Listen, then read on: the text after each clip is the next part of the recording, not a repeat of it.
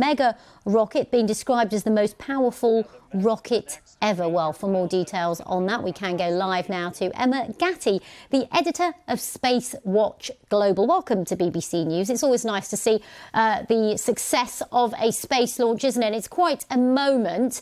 And as I was saying just there, this is all part of Elon Musk's aim to get boots on the moon by 2026 or so. Absolutely. Good afternoon, everyone. Yes, it's always exciting to see a good launch.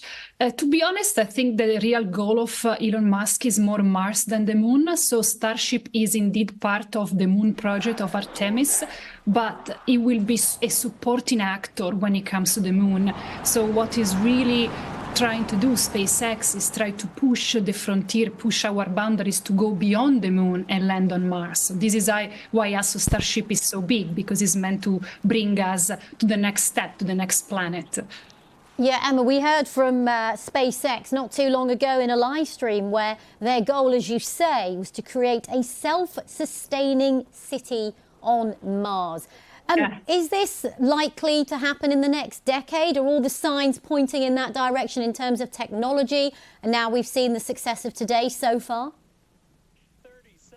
Scientifically speaking, I would say no, it's not something that we're going to see in the next decade. Historically, Musk has always been a very positive thinking in terms of his deadline, but we have been seeing that, I think 10 years ago he said that we're going to be on Mars by 2024, and this is not going to happen. Going to Mars and have a stable base, a human base on Mars, is extremely challenging. So I feel quite certainly to say that no, we're not going to be on Mars as a permanent structure within the next decade, but we will definitely maybe be able to finally reach Mars in the next decade in terms of human presence. And what are we looking out for today? Because, of course, the last two attempts at launching Starship failed maybe 10 minutes or so, I think I was reading, after launch. Does everything that you've seen so far signal that things are going to plan? Yes, absolutely. They are improving. They are getting better and better. If you think that the first test flight, they lasted 3 minutes or 4 minutes. The second test flight, it was 7 minutes, and now it seems they're going to make it. So definitely they are improving. But, and this is a big important but, going to the moon and going to Mars is a difficult and complex process. So every time they are testing new and different things. Just to give you an idea, now today for the first time, they're trying to open a door. Literally, that's what they're trying to do. Let's try to open a payload door.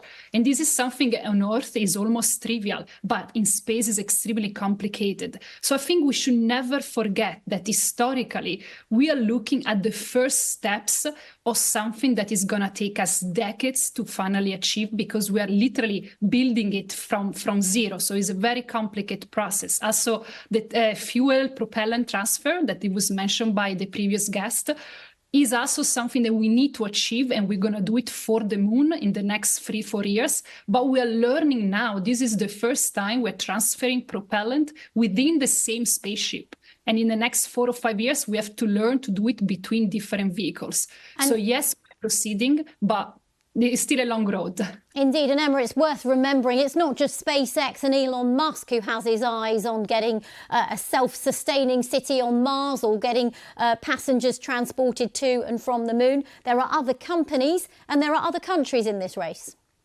Absolutely. If you think about the traditional space agencies, the main moon mission at the moment is led again still by NASA, the traditional government space agency. So the Artemis program is still mainly a government issue. If we are thinking about other private companies looking at the moon, looking at Mars, you can think about Blue Origin, for example, of Jeff Bezos. So yes, Elon Musk is ahead of the race, but he's not the only one, definitely.